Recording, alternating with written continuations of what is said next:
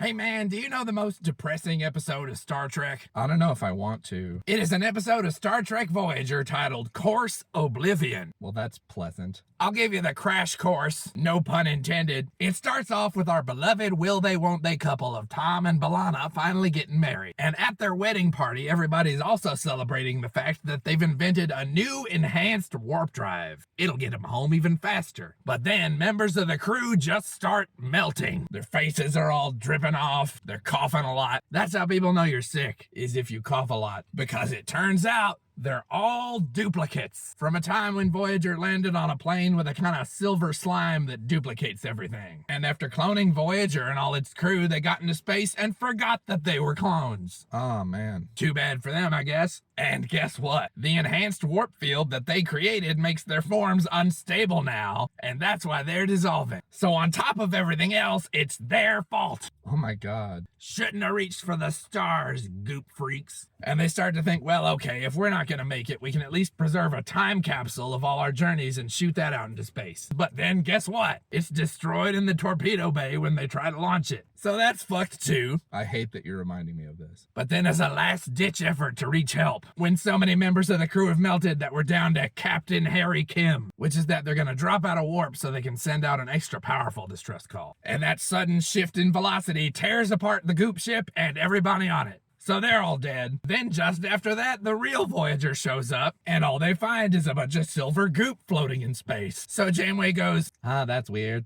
Write that down, I guess. And they leave. The end. What the fuck was Brian Fuller going through when he wrote that? Yes, the Hannibal guy worked on Voyager, and he co-wrote this script with Carl Sagan's son. What? You would have thought that the child of the We Are Made of Star Stuff guy would be a little more optimistic. Like they consider letting the time capsule be found, but Nick pushed against that. He was like, oh, I want kind of a near miss, a sort of there but for the grace of God go I. I feel like there are more factors than the benevolent grace of our Holy Lord contributing to my not dissolving into space goop, but okay, Nick, you do you. When I saw this thing as a kid, it freaked me out because I didn't know shows were allowed to end that way. It's like if you were watching an episode of Space Cases and they revealed the girl with rainbow hair only had rainbow hair because she had undiagnosed bone cancer. What's Space Cases? Yeah, that's a whole nother video.